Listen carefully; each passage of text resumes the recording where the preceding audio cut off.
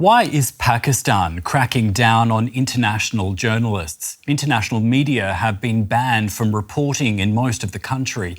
New rules require every journalist, foreign or Pakistani, to get government permission to report outside of Islamabad, Karachi and Lahore. Pakistan already ranks low on the World Press Freedom Index, but the timing of this stands out. The rules were announced on Sunday, days after security forces allegedly fired on tens of thousands of peaceful protesters in Pakistan-administered Kashmir, reportedly killing dozens of people. Pakistani officials deny state involvement in the killing of civilian protesters and say the protests are being funded and directed by India. India has rejected similar accusations in the past.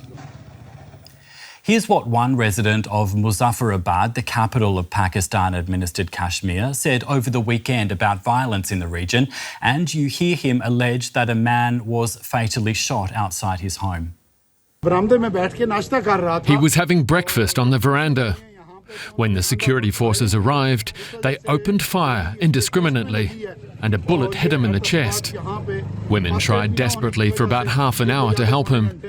There were no men around at the time because there was intense firing and shelling in the area. No one could administer first aid. That's why he died right there.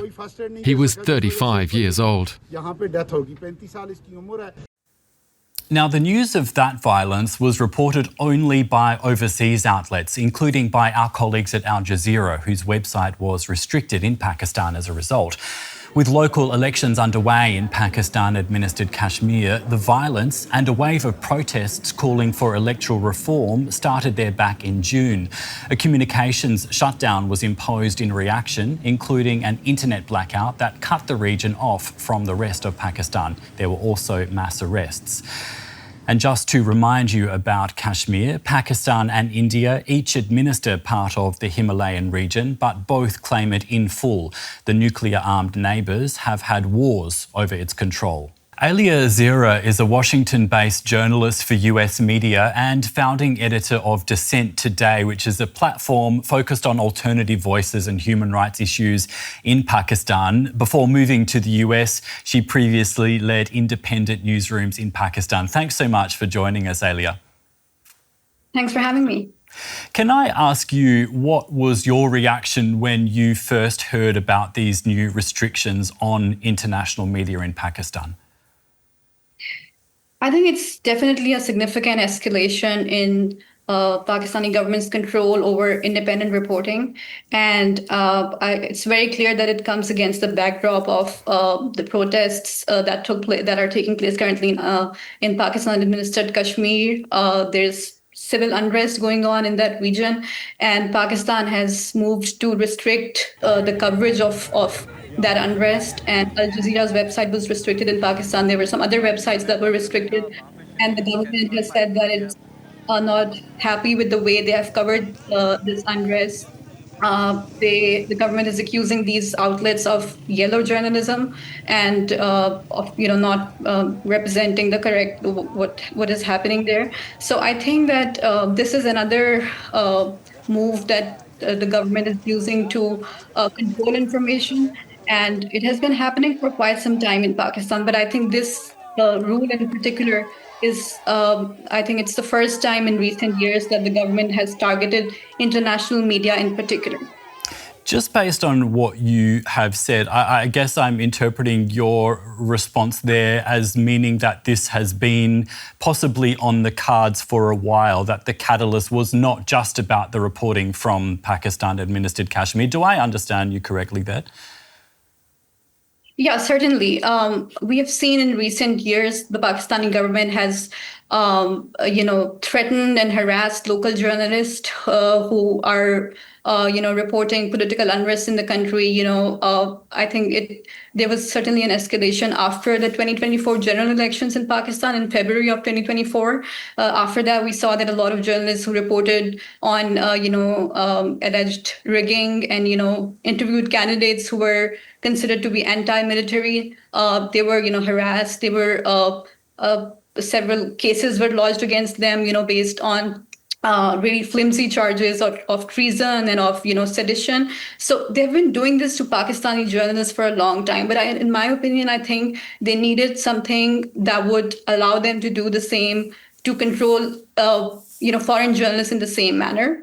And in case of foreign journalists, they of course cannot employ those means where they threaten them, or in some cases journalists are abducted. Foreign journalists cannot be targeted in that manner, right? That treatment is reserved for local and Pakistani journalists. So I think this particular rule allows them to deal with foreign journalists in the same manner, based on the wording. I was reading the ruling, and it's very, I would say it's ridiculous, because it says that they need to register. Every foreign journalist reporting on Pakistan needs to register with the government, and Information Ministry of the country has been given broad discretion to decide who gets approval and who is not authorized.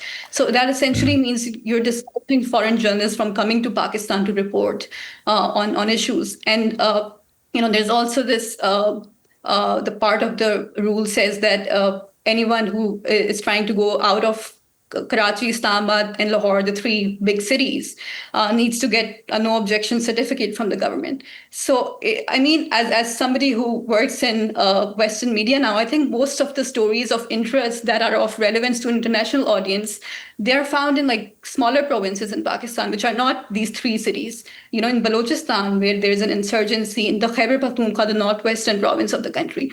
So, that's where foreign media wants to report stories, because that's, a lot of the stuff that happens there is of relevance. Its newsworthiness is higher than what's happening in Islamabad or Karachi or Lahore, or, controlled events that the government would put out to, project confidence. So I think that this is just something that was already happening to Pakistani journalists, the way they were being controlled. It has now been expanded to target foreign journalists and those in the local journalists who might be working for foreign outlets.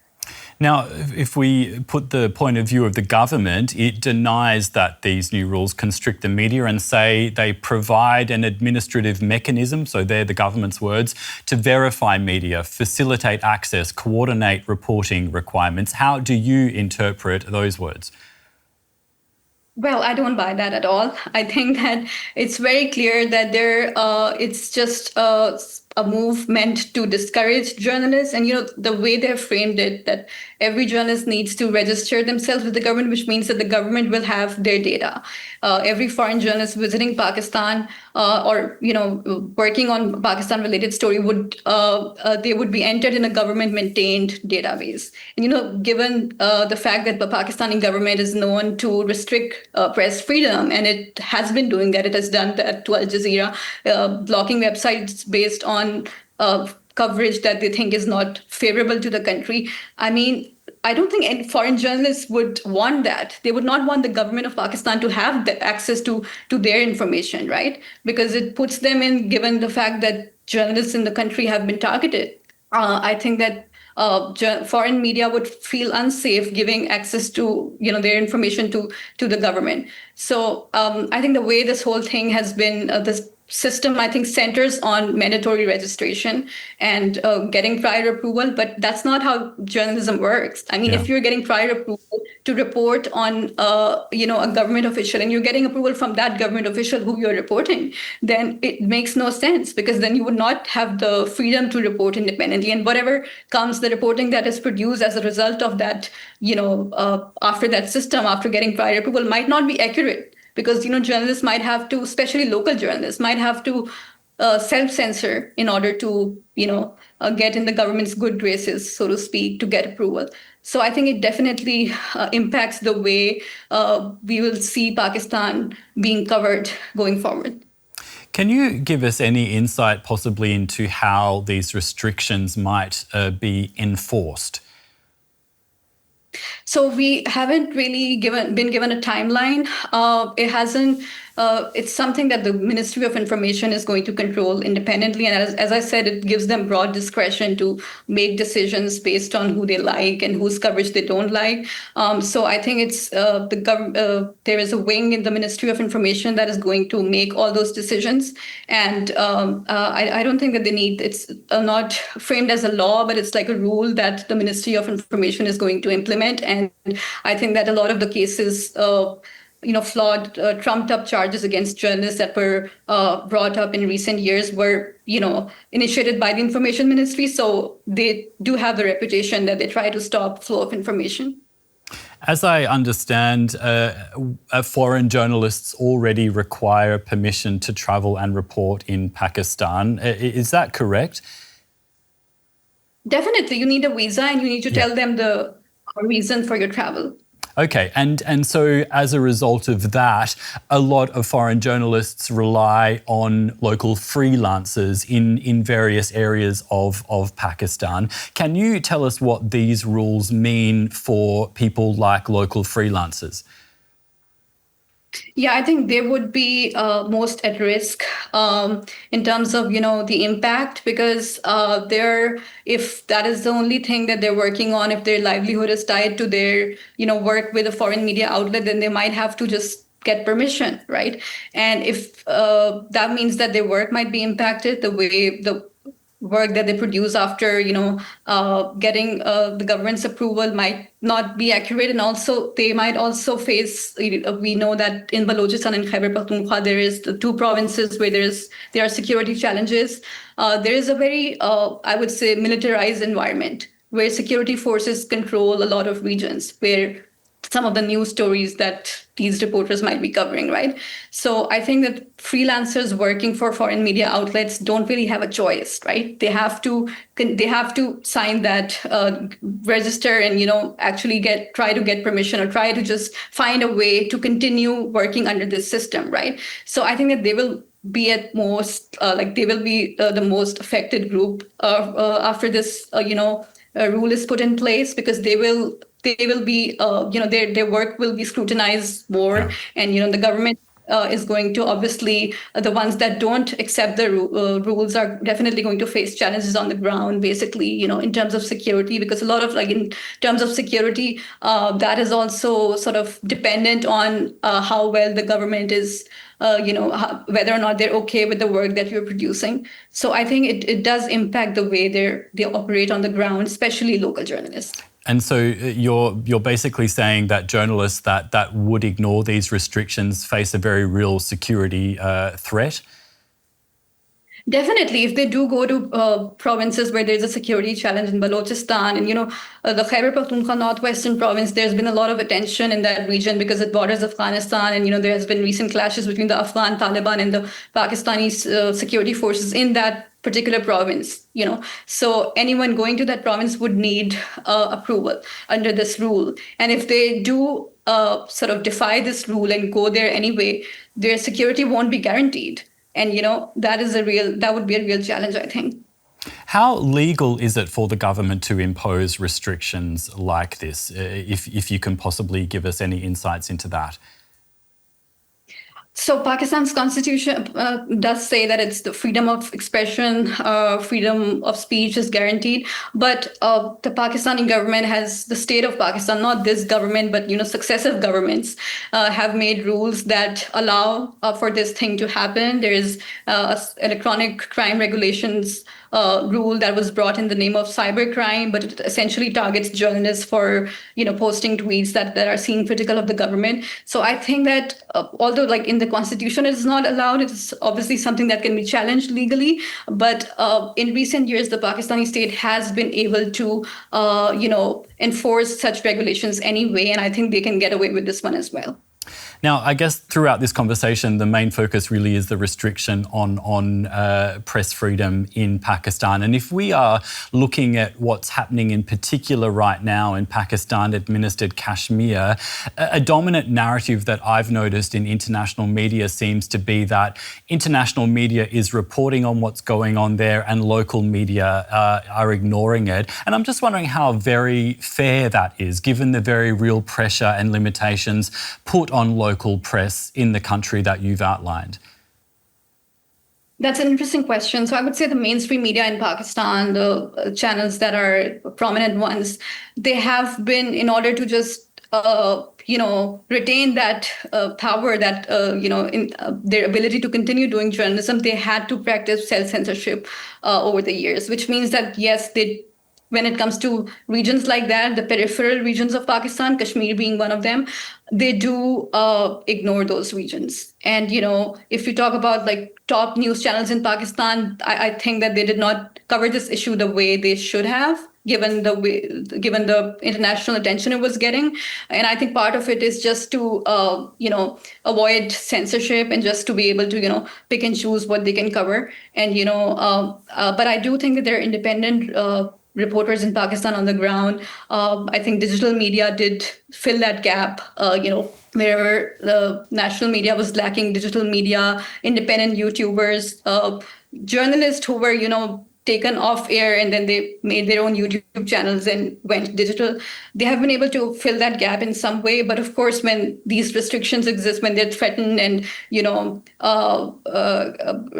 are legal challenges placed, hurdles placed in their way, then they have to stop as well. So I think that local media, definitely, it's not just the fact that they're ignoring it, but also the fact that they face a lot of challenges. And since they have to live and work in Pakistan, they don't have the means to go abroad. They do sometimes have to abide by the restrictions and, just for their own safety. What does this mean for people in Pakistan and their ability to understand really what's going on in their own country? So, people who live in these three cities that were named in the rules, Lahore, Karachi, and Islamabad, I would say that a lot of them, especially the ones, who are part of the elite, have been ignoring what's happening in the peripheral regions of Pakistan for a long time, and what happens in these three big cities usually gets covered and gets the attention, but that is covered by national media as well. But, peripheral regions like Kashmir, like the northwestern province, a lot of challenges that those regions have been facing are actually not known to people living in these three big cities and, the mainland Pakistan, so to speak. So, this would definitely impact, since it's directed at foreign media. I would say that a lot of people were reliant on foreign media for information when it comes to these particular regions, right? So now that information is not, the government is trying to control that information. I think that the overall awareness among Pakistanis about what's happening in the troubled parts of the country, so to speak, would definitely be impacted. There was already a lack of information, and this rule is going to worsen it. Now, Pakistan is ranked 153 out of 180 on the World Press Freedom Index. In the context of that, what message do you think these rules are sending to the rest of the world about the state of free speech and free reporting in Pakistan? I think it certainly reinforces the perception that Pakistan is a controlled democracy, that there is an increasingly controlled information environment in the country. And I don't think it helps Pakistan's case, because just a few months ago, when Pakistan hosted the Iran talks, the talks between Iran and the US, the officials were telling us, government officials who were facilitating those talks were welcoming foreign media to Pakistan, saying that Pakistan's real image, positive image, needs to be shown to the world, and something that has not happened, and Pakistan is misunderstood. But I don't see how they're able to reconcile that with their this new rule that basically discourages foreign journalists from coming to Pakistan. And I will say that in the past 3 years, repression and censorship in Pakistan has increased. Political repression in particular, where young people are not freely able to express themselves. They're not able to join political parties, like especially the Pakistan Tehreek-e-Insaf, which is an opposition party whose leader is in jail right now. Their supporters in particular, and I've been a critic of this party, but I have to admit that their supporters are particularly targeted in the country, and they have been able to raise some voice. Diaspora members who are supporters of this party have been able to raise awareness. They have been, in Congress, in US Congress, there have been statements by US lawmakers regarding those allegations and those, instances of repression, political repression in the country. So this would just add to that negative impression that Pakistan needs to fight and needs to do something about. And I think that it doesn't help Pakistan's efforts to try to, project a positive image of the country. It actually does the opposite. And it's obviously going to, lead to more scrutiny of the country. But in the end, I would just say that it's not going to stop the information, because with digital media and social media, I think citizen journalism is on the rise. So I think that journalists will still be able to find a way to, get information from these regions. It's only, I think it's going to be counterproductive for the government. We've been speaking to Ailia Zehra, founding editor of Dissent Today in Washington, D.C. Thank you so much, Ailia. So what are your thoughts on these new restrictions on international media in Pakistan? Let us know in the comments, and don't forget to like this video and subscribe to our channel. I'm Jared Reid in Berlin. Thanks for watching.